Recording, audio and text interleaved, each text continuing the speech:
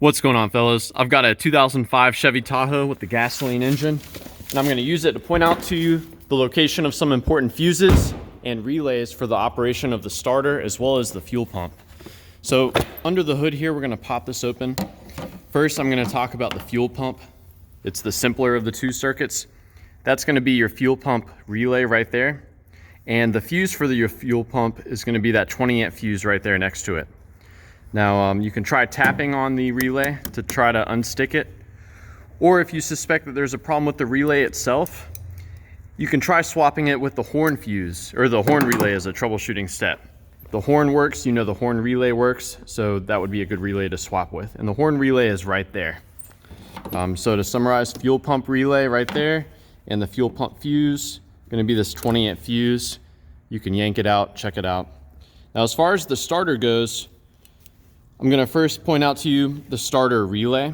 That's this one right here. You can try tapping on it, see if you can get it unstuck.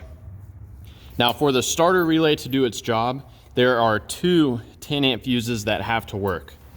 This 10 amp fuse right there, that's gonna be the crank.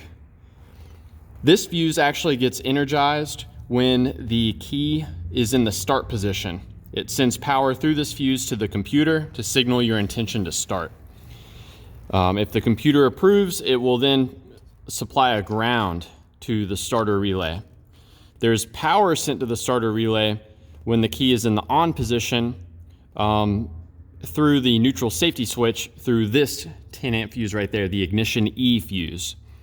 So this should be getting power when your truck is in park or neutral, and this should be getting power sent to the PCM when you're starting it. Now, when this relay is energized, it uses the ignition A to actually send power to the starter itself. So check this J-case fuse out. And really both of these fuses need to work in order for the ignition switch to work.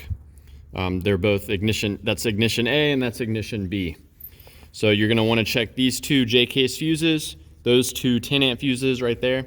And if you wanna swap this relay with another one as a troubleshooting step, I would suggest swapping it with the park relay, right? Or that's the parking light relay. That's a non-mission critical relay.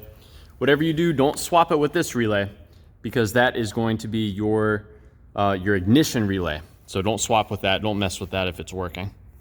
So yeah, I hope this was helpful. Let me know if you guys have any questions, or more importantly, if you have any advice about troubleshooting the fuel pump or the starter on your Chevy Tahoe.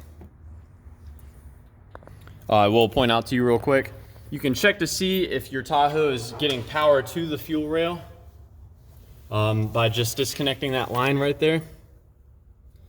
There's a special tool for that. So if you're getting power coming in through that line, you know your fuel pump's good. So.